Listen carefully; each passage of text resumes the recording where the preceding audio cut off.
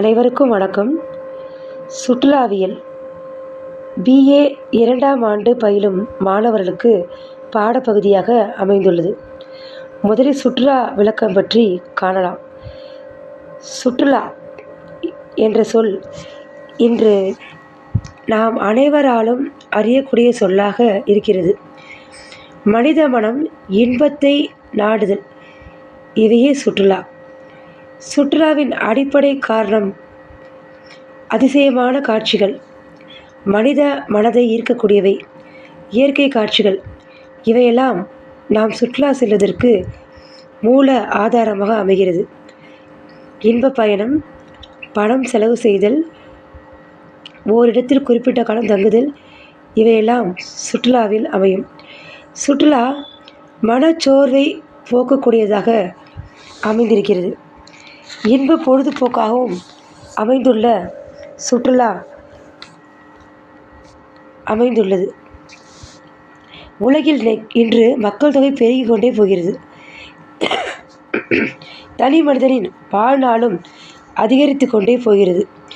இந்த ஒரு சூழ்நிலையில் சுற்றுலா நாம் செல்வது முக்கியமாக கருதப்படுகிறது. சுற்றுலா பற்றி பல்வேறு அறிஞர்கள் விளக்கத்தை நமக்கு பகிர்ந்து கொண்டு போகிறார்கள். பல்வேறு வகையான நடவடிக்கைகளின் மொத்த தொகையே சுற்றுலா என்றும், பயணிகளின் பல்வேறு நடவடிக்கைகளின் கூட்டுத்தொகையே சுற்றுலா என்றும் சொல்லப்படுகிறது. சுற்றுலா பயணம், தங்குதல் போன்றவற்றின் மொத்த உருவே சுற்றுலா.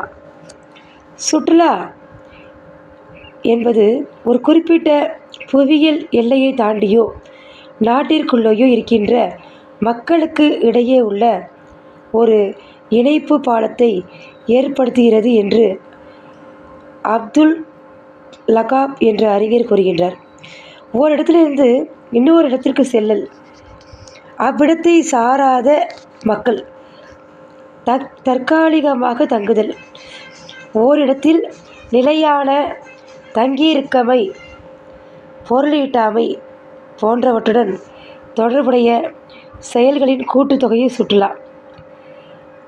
ஓரிடத்தில் வாழக்கூடிய மக்கள் இன்னொரு இடத்துக்கு இடம், நாடு, நகரம், பகுதி போன்றவற்றில் தற்காலிகமாக தங்கக்கூடிய நிலை, பயணிகளின் குறிக்கோள் நிறைவு செய்தல், பொருள் ஈட்டாமை, ஓரிடத்தில் நிலையாக தங்காமை, பணம் செலவழித்தல், இவையே சுற்றுலா.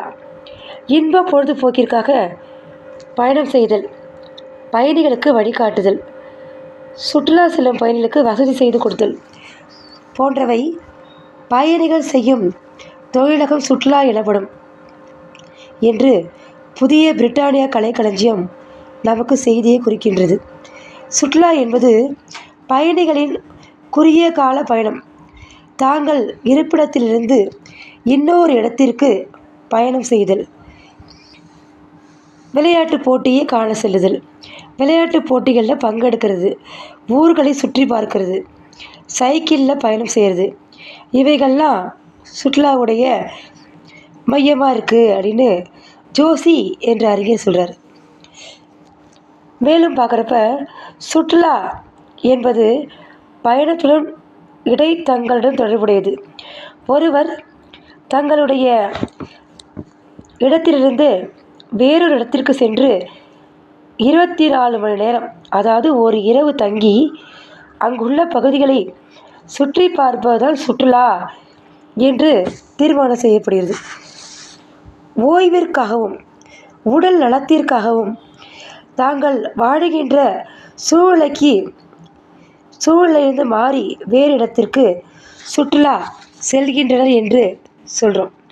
சுற்றுலா என்பது ஒருவர் தான் வாழும் இடத்திலிருந்து இன்னொரு இடத்திற்கு பொருள் தேடும் எண்ணம் இல்லாமல், நிலையாக தாங்கி வாழ வேண்டும் என்ற கொள்கை இல்லாமலும் பல்வேறு காரணங்களுக்காக பணம் செலவு செய்து சுற்றுலா செல்கிறாங்க. அப்பயணம் அவர்களுக்கு மன நிறைவை கொடுக்க வேண்டும். ஒரு நாட்டின் சமூக பொருளாதார பண்பாட்டின் வழி வெளிப்படும் பயணத்தின் கூறுகளை பற்றி கூறுவதும் சுற்றுலாவில் அடங்கும் என்று கூறலாம். சுற்றுலா பயணி. இரண்டாவது பகுதி சுற்றுலா பயணி. பல இடங்களை சுற்றி வருவது பயணம் வகைப்படும். ஆங்கிலத்தில் டூரிஸ்ட் என்ற சொல் டூர் என்ற சொல்லிருந்து தோன்றியது என்று நம்ம சொல்லலாம். டோர்னூஸ் என்ற லத்தீன் சொல்லிலிருந்து பிறந்தது என்று கூறலாம். சுற்றுலா பயணி பல்வேறு விளக்கங்கள் காணப்படுது. சுற்றுலா பயணி என்ற சொல்லிற்கு ஓரிடத்திலிருந்து தங்கி இன்னொரு இடத்திற்கு பயணம் செய்தல் என்று நம்ம சொல்கிறோம். சுற்றுலா பயணி மகிழ்ச்சி ஆர்வம் காரணமாக சுற்றுலா போகிறாங்க என்பதையும், தற்பெருமையை சொல்பவர்களும் அதிலிருந்து மகிழ்ச்சியை பெறுகின்றவர்களும் சுற்றுலா பயணி எனப்படுவார். அதாவது நாங்கள் டூரிஸ்ட் போனோம் அப்படின்னு தற்பெருமையாக சொல்லிக்கிறவங்க அப்படின்ட்டு அவங்களும் சுற்றுலா பயணி தான் அப்படி சொல்கிறாங்க. இது யுனிவர்சல் அகராதி சொல்லப்படுது. 19ஆம் நூற்றாண்டில் இன்ப பொழுதுபோக்கிற்காக அல்லது இன்பத்திற்காக இயற்கை காட்சிகளை ரசிப்பதற்காகவும் ஏதேனும் ஒரு குறிக்கோளுக்காக பயணம் செல்கிறவங்களும் சுற்றுலா பயணி தான். சுற்றுலா பயணி மகிழ்ச்சிக்காக, சொந்த காரணங்களுக்காக, உடல் நலத்திற்காக பயணம் மேற்கொள்கிறவங்க, பன்னாட்டு கருத்தரங்கு, மாநாடு போன்றவற்றை கலந்து கொள்ள செல்கிறவங்க, வாணிகத்திற்கு பயணம் மேற்கொள்கிறவங்க, கடல் பயணத்தின் போது 24 மணி நேரத்துக்கு குறைவாக துறைமுகத்தில் தங்குறவங்க. இதில் சுற்றுலா பயணி யார், சுற்றுலா பயணி இல்லாதவங்க யார் அப்படி சொல்கிறாங்க. சுற்றுலா பயணி அல்லாதவர் பார்த்தோம்னா ஒப்பந்தத்தோடையோ ஏதாவது ஒரு வேலைக்காகவோ ஒரு நாட்டிலேருந்து இன்னொரு நாட்டுக்கு போகிறாங்க இல்லையா, வேறு நாட்டுக்கு போகிறவங்க, வேறு நாட்டில் குடியேறுறவங்க, மாணவர்கள், பள்ளி விடுதிகளில் உள்ள இளைஞர்கள், எல்லைப்புறங்களில் வாழ்பவர்கள், அண்டை நாடுகளில் வேலை செய்கிறவங்க, இவங்களாம் சுற்றுலா பயணி அப்படின்னு சொல்ல மாட்டாங்க. ஆனால் குறைந்தது 24 மணி நேரத்திற்கு அதிகமாக ஒரு நாட்டில் தங்கி இருந்து பயணம் செய்வோர் தான் சுற்றுலா பயணி என்று சொல்லுவோம். தனியாகவோ குழுவாகவோ பயணம் செல்பவங்கள தம்முடைய விடுமுறையை பணம் செலவழிக்கணும், இதை சொல்கிறோம். அடுத்து பார்த்தோம்னா உலக சுற்றுலா கழகம் பார்த்திங்கன்னா ஒரு நாட்டில் குறைந்தளவு தங்கியிருக்கணும், 24 மணி நேரம் தங்கியிருக்கணும் அப்படின்னு சொல்கிறாங்க. 24 மணி நேரத்துக்கு மிகுதியாக ஒரு நாட்டில் தங்குறவங்க சுற்றுலா பயணி. அவங்கள 2 பிரிவாக பிரிக்கலாம். ஒன்று பொழுதுபோக்கு, அதாவது சுற்றுலா பயணி சுற்றுலா செல்லக்கூடிய நோக்கம் இல்லாதவங்க அப்படின்னு நம்ம ஏற்கனவே சொன்னோம். பொழுதுபோக்கு, ஓய்வு, விடுமுறை, விளையாட்டு போட்டிகள், உடல்நலம், கல்வி இவையெல்லாம் சார்ந்து போகிறவங்க சுற்றுலா பயணி அப்படி சொல்லும். இன்ப சுற்றுலா பயணி தற்காலிகமாக 28 மணி நேரத்துக்கு குறைவாக பயணம் செய்கிறவங்களும் கப்பல் பயணிகளும் இன்ப சுற்றுலா பயணிகளை அடங்குவாங்க. உள்நாட்டில் சுற்றுலா பயணம் செல்கிறாங்க இல்லையா, குறிப்பிட்ட இடத்தை 24 மணி நேரத்துக்கு பார்வையிடுறாங்க, அவங்களும் சுற்றுலா பயணி தான். 1965 ஐக்கிய நாட்டு சங்கத்தின் புள்ளி விவரக்குழு பார்வையாளர் பயணி என்ற இரு சொற்களுக்குரிய இலக்கணத்தை ஆராய்ந்து அவங்களால ஒரு முடிவுக்கு வர முடியல. சுற்றுலா பயணி ஒரு பார்வையாளர், ஏன்னா அவங்க மன மகிழ்ச்சிக்காக மட்டும்தான் வராங்க. மற்றபடி அவங்கள இங்கே சம்பாதிக்கணும் அப்படின்ற எண்ணம்லாம் அவங்களுக்கு கிடையாது. அந்த ஓய்வை பயனுள்ள வகையில் உடல்நலத்தை கருதுகின்ற பயனுள்ள போக்காக கருதணும் அப்படிங்கிறதும் நம்ம பார்த்தோம். சுற்றுலா பயணிகளை சுற்றுலா நோக்கமில்லாத பயணிகள் சொல்கிறோம் இல்லைங்களா, சுற்றுலா நோக்கமில்லாத பயணிகள் இராணுவம், தூதர்கள், அரசியல் அலுவலர்கள், தொழிலாளர்கள், மாணவர்கள், இவங்களை இன்ப நோக்கு பயணிகள், இன்பம் நோக்கம் இல்லாத பயணிகள் என்று பிரிப்பாங்க. இன்ப நோக்கு பயணி யாருன்னு கேட்டிங்கன்னா பொழுதுபோக்கு பயணிகள், விடுமுறையை செலவிடுறவங்க, இன்ப பயணம் செல்பவர்கள், கடந்து செல்பவர்கள், இவங்கெல்லாம் இன்ப நோக்கு பயணியர்.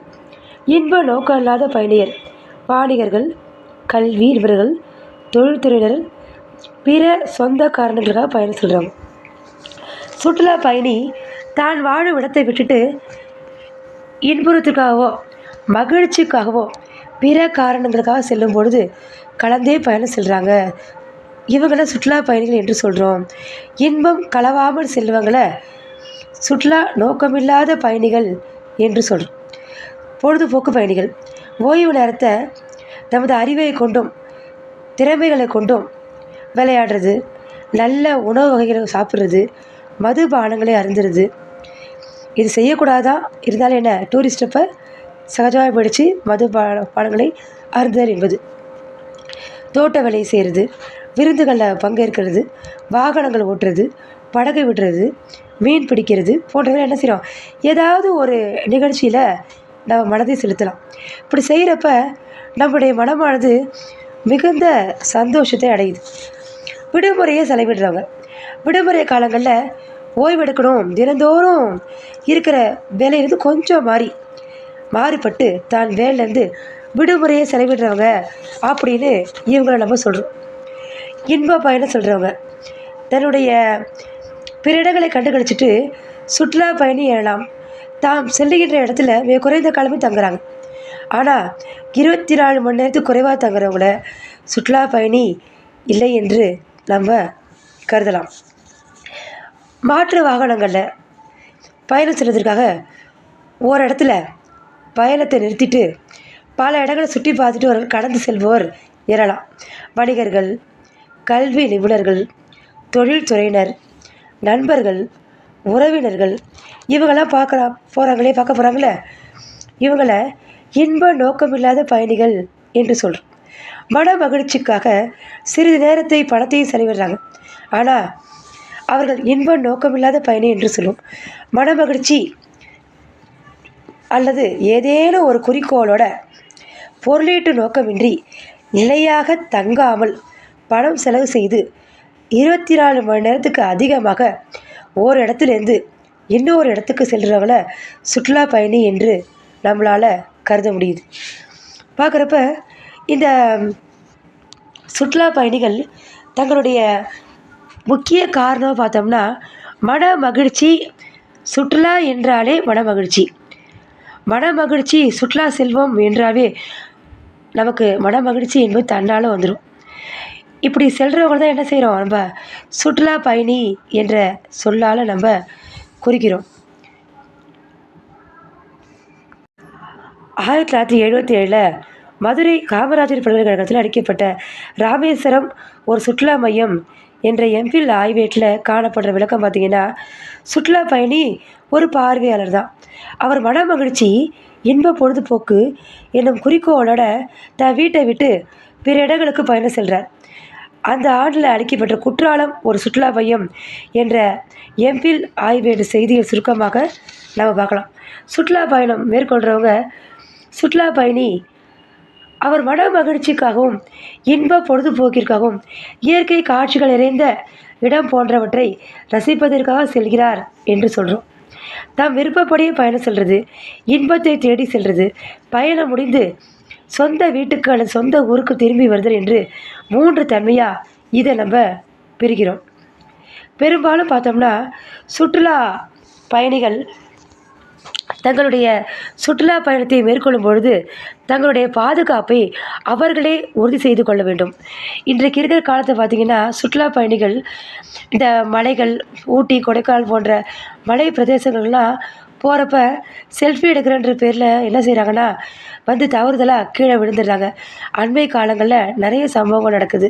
அதனால் சுற்றுலா பயணிகள் சுற்றுலா செல்லும் பொழுது மன மகிழ்ச்சியை மட்டும் மூல ஆதாரமாக செல்வது என்பது இன்றைக்கு சற்று மாறுபட்டுள்ளது. அவ்வாறு இல்லாமல் சுற்றுலாவை நாம் பாதுகாப்பாகவும் நம் பாதுகாப்பை நாம் உறுதி செய்து கொள்ள வேண்டும். இவை சுற்றுலா பயணி சுற்றுலா செல்லும் பொழுது கடைபிடிக்க வேண்டிய வழிமுறைகளாக நம்ம கருதலாம். சுற்றுலா செல்லும் பொழுது பயணிகள் எதில் வேணாலும் பயணம் போகலாம். அதாவது அவங்க விருப்பப்பட்ட காரு இது மாதிரி அவங்க செல்லக்கூடிய பயணிகள் இருக்குது. சுற்றுலா பயணிகள் தனக்கு பயணத்துக்கு ஏதுவாக இருக்கும்பொழுது மன மகிழ்ச்சி என்று சொன்னாலே உடல் நலமும் அதில் சேரும். உடல் நலம் சரியில்லை என்றால் அவர்களால் சுற்றுலா செல்ல முடியாது. சுற்றுலா செல்லும் பொழுது சுற்றுலா பயணி மன மகிழ்ச்சியை உடையதாக அமைய வேண்டும். நன்றி.